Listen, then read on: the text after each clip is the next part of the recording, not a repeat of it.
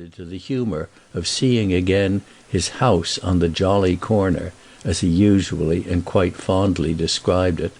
the one in which he had first seen the light, in which various members of his family had lived and died, in which the holidays of his over-schooled boyhood had been passed, and the few social flowers of his chilled adolescence gathered, and which, alienated then for so long a period, had, through the successive deaths of his two brothers and the termination of old arrangements, come wholly into his hands. He was the owner of another, not quite so good, the jolly corner having been, from far back, superlatively extended and consecrated, and the value of the pair represented his main capital, with an income consisting, in these later years, of their respective rents which, thanks precisely to their original excellent type, had never been depressingly low. He could live in Europe, as he had been in the habit of living, on the product of these flourishing New York leases, and all the better since, that of the second structure, the mere number in its long row, having within a 12-month fallen in, renovation at a high advance had proved beautifully possible. These were items of property indeed, but he had found himself since his arrival distinguishing more than ever between them. The house within the street, 2 bristling blocks westward, was already in course of reconstruction as a tall mass of flats. He had acceded, some time before, to overtures for this conversion, in which, now that it was going forward, it had been not the least of his astonishments to find himself able, on the spot, and though without a previous ounce of such experience, to participate with a certain intelligence, almost with a certain authority.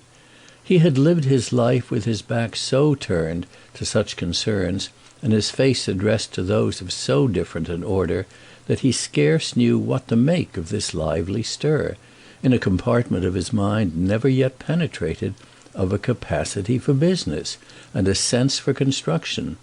These virtues, so common all round him now, had been dormant in his own organism, where it might be said of them perhaps that they had slept the sleep of the just.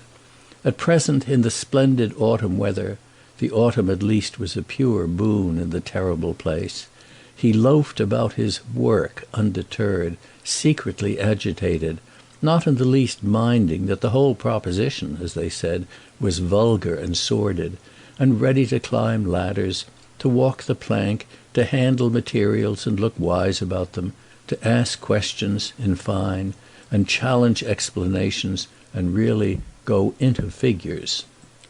It amused, it verily quite charmed him, and by the same stroke it amused, and even more, Alice Staverton, though perhaps charming her perceptibly less. She wasn't, however, going to be better off for it as he was, and so astonishingly much. Nothing was now likely, he knew, ever to make her better off than she found herself, in the afternoon of life, as the delicately frugal possessor and tenant of the small house in Irving Place to which she had subtly managed to cling through her almost unbroken New York career. If he knew the way to it now, better than to any other address among the dreadful multiplied numberings which seemed to him to reduce the whole place to some vast ledger page, overgrown, fantastic, of ruled and criss-crossed lines and figures, if he had formed for his consolation that habit, it was really not a little because of the charm of his having encountered and recognized, in the vast wilderness of the wholesale, breaking through the mere gross generalization of wealth and force and success,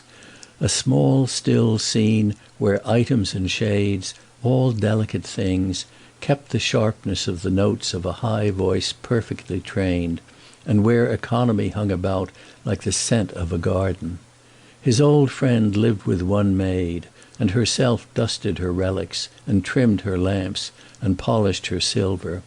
She stood oft, in the awful modern crush, when she could, but she sallied forth and did battle when the challenge was really to spirit, the spirit she after all confessed to, proudly and a little shyly, as to that